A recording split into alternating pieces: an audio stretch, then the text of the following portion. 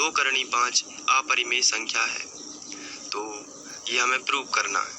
तो इसके लिए हम दिए हुए के विपरीत मान लेते हैं और जैसे इसमें लिखा है अपरिमेय तो आपको लिख देना है परिमेय संख्या। तो हम लिखते हैं माना 3 + 2 करणी 5 एक परिमेय संख्या है। सबसे पहले आपको यही लिख लेना है, क्योंकि इसमें दिया गया है अपरिमेय तो आपको इसका उल्टा बोलना है। जिसमें यहाँ अपरिमेय है तो आपको लिखना है परिमेय। तो हम लिखेंगे माना और आपको लिख देना है 3 + 2 करणी 5 एक परिमेय संख्या है। आपको दिए हुए के विपरीत लिख देना है।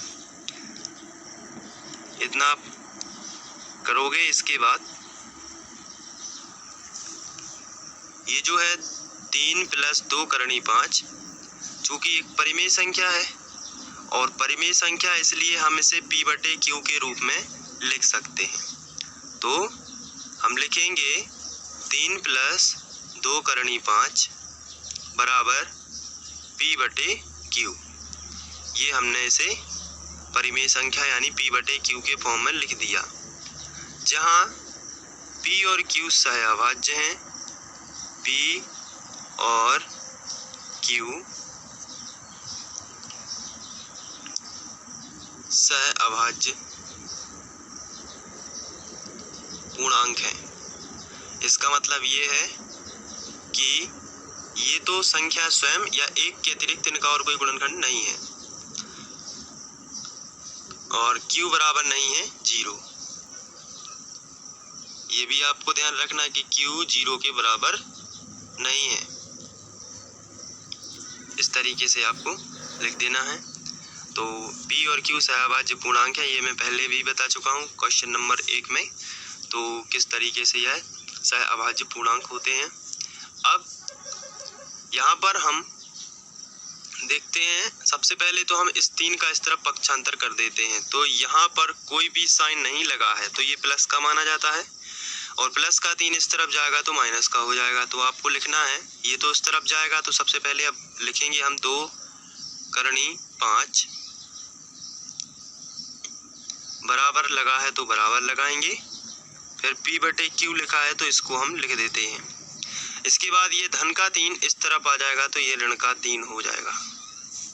अब हम आगे बढ़ते हैं तो यहाँ से इसका LCM ले लेते हैं सबसे पहले। तो इसको हम ज्यों का त्यों लिखते हैं 2 करणी 5 बराबर, इसका LCM से गुणा कर देते हैं। तो यहाँ पर देखिए अभी ये P के बटे में Q है, 3 के बटे में और आना चाहता है तो सबसे पहले गुणा होगा तो इन दोनों के बटे में आ जाएगा। तो इसके लिए P - 3 का गुणा Q में होगा तो हो जाएगा 3Q और बटे में आ गया, ये सबके बटे आ गया Q। तो ध्यान रखना है ये लघुत्तम से गुणा किया हुआ है तो P - 3 का गुणा Q में करना है। आपको ध्यान रखना 3 का गुणा Q में तो हो जाएगा 3Q, फिर ये Q दोनों के बटे में, P के भी बटे में और 3 के भी बटे में। आप देख सकते हैं ये दोनों के बटे में। तो आपको Q का गुणा 3 में कर देना है तो आ जाएगा 3Q और बटे में आ जाएगा Q। इसके बाद ये जो 2 है ये करणी 5 के साथ में गुणा में है तो गुणा वाली संख्या का पक्षांतर हम करते हैं तो बटे में आता है और धन वाली संख्या का पक्षांतर करते हैं तो ऋण में आता है, यानी कि प्लस का बन जाता है माइनस और गुणा का बनता है भाग। तो ये जो 2 है ये बीच में कोई भी चिन्ह नहीं लगा है करणी 5 और 2 के बीच में, इसलिए गुणा का चिन्ह माना जाता है। तो गुणा वाली संख्या आ जाएगी बटे में। तो यहाँ पर करणी 5 बराबर P - 3Q बटे ये 2 का गुणा इसमें हो जाएगा 2Q। ये जो 2 है ये बटे में आ जाएगा तो Q के साथ में इसका गुणा हो गया। यहाँ पर हमें पता है कि करणी 5 जो है एक अपरिमेय संख्या है। हमने प्रश्न क्रमांक 1 में यही प्रूफ किया हुआ है कि करणी 5 एक क्या है, अपरिमेय संख्या है। तो यहाँ पर ये वाली संख्या भी क्या हो जाएगी, अपरिमेय संख्या। तो यहाँ पर आपको लिखना है, हम जानते हैं कि करणी 5 एक अपरिमेय संख्या है।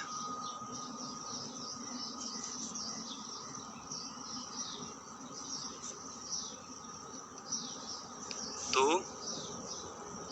ये भी क्या होगी, क्योंकि दोनों बराबर हैं तो ये भी क्या होगी, एक अपरिमेय संख्या। तो p माइनस 3q बटे 2q भी एक अपरिमेय संख्या होगी, भी एक अपरिमेय संख्या होगी। बहुत ही सिंपल है इसको करना, अपरिमेय संख्या होगी।